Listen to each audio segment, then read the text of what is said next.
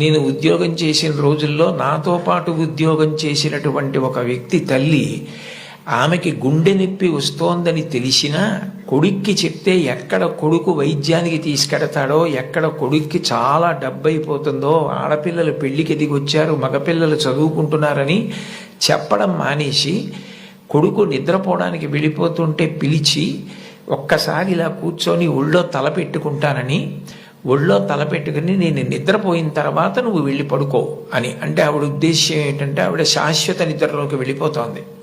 ఆ కొడుకు ఒళ్ళో తల పెట్టుకుని పడుకుంటే కొంతసేపటికి తల్లి కదలటం లేదని వాడు కదిపి చూస్తే తల్లి శరీర త్యాగం చేసేసింది. ఆ తర్వాత తెలిసింది, తన భార్య చెప్పింది, కొంచెం గుండెల్లో నొప్పిగా ఉందమ్మా, బరువు పని చేయలేకపోతున్నాను, కానీ వాడికి మాత్రం నువ్వు చెప్పకు సుమా అని ఒట్టేయించుకుందట కోడలతో. అది తల్లి అంటే. అమ్మ అంటే అంతటి ప్రేమైకమూర్తి. అమ్మ లాంటి వ్యక్తి జీవితంలో ఇక దొరకదు. జీవితంలో అన్నిటికన్నా పెద్ద నేరం ఏమిటంటే అమ్మకి చెప్పలేము అన్న పని మనం చేయడమే. ఏ పని మనం చేస్తామో అది అమ్మకి చెప్పగలగాలి. మీరు ఏ పని చెయ్యండి, ఇది అమ్మకి నేను చెప్పలేను అన్న పని మీరు జీవితంలో ఎప్పుడూ చెయ్యకూడదు. భగవంతుడెంతో అమ్మ అంతే. మీరు మహాత్ములైన వారి ఎవరి జీవిత చరిత్ర పరిశీలించండి. అమ్మకి నమస్కారం చెయ్యకుండా, అమ్మ గొప్పతనం చెప్పకుండా లేరు.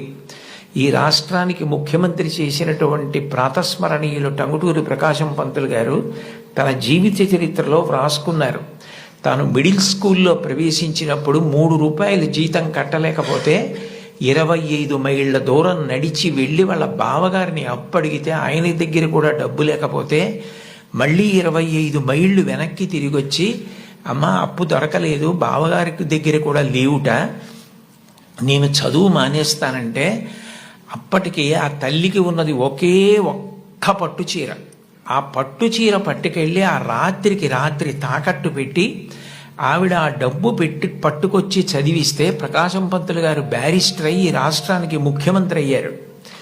ఆయన తన జీవిత చరిత్రలో అమ్మ గురించి అంత గొప్పగా వ్రాసుకున్నారు. ఏపీజే అబ్దుల్ కలాం గారు, ఆయన పేరు చెప్తే పిల్లలు పరవశించిపోతారు. కాకినాడలో ఒకసారి నేను గోశాలకు వెడుతుంటే సాయంకాలం వేళ పిల్లలు స్వచ్ఛందంగా, అదేం ఎవ్వరూ నిర్వహించింది కాదు, వాళ్ళంతట వాళ్ళుగా బయటికి వచ్చి కొవ్వొత్తులు పట్టుకుని ఎడుతున్నారు కొంతమంది. నాకు ఏమిటి ఇక్కడ ఏమీ కనపట్టలేదు, ఇక్కడ ఏమీ నినాదాలు లేవు, నడిపిస్తున్న వాళ్ళు లేరు, పిల్లలు ఎందుకు కొవ్వొత్తులు పట్టుకుని వెళ్తున్నారని నేను వాళ్ళని అడిగాను, ఏమ్మా ఎందుకు ఎడుతున్నారని. మహానుభావుడు అబ్దుల్ కలాం గారు శరీరం విడిచిపెట్టేశారండి, అందుకని కొవ్వొత్తులు పట్టుకుని ఎడుతున్నా ఉన్నారు. నేను ఈ మధ్య కాలంలో ఒక నాయకుడు వెళ్ళిపోతే, ఒక వ్యక్తి మరణిస్తే పిల్లలు స్వచ్ఛందంగా కొవ్వొత్తులు పట్టుకుని వెళ్ళడం చూసింది అబ్దుల్ కలాం గారి విషయంలో చూశాను. అటువంటి అబ్దుల్ కలాం గారు వింగ్స్ ఆఫ్ ఫైర్ అని ఇంచుమించు తన జీవిత చరిత్ర ఆ పుస్తకంలో వ్రాసుకున్నారు.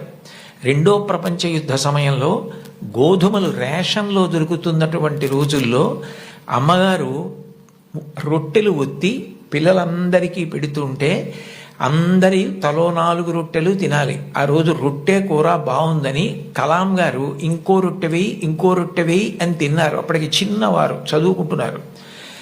ఇంకో రొట్టె వెయ్యని తినేస్తే అన్నగారు వచ్చి, నువ్వు రొట్టెలు ఎక్కువ తినేశావు, 2వ ప్రపంచ యుద్ధం జరుగుతోంది, రేషను గోధుమలు దొరకట్లేదు, అమ్మకి రొట్టెలు లేవు, నీకు పెట్టేసింది, అలా తినచ్చా అన్నారు.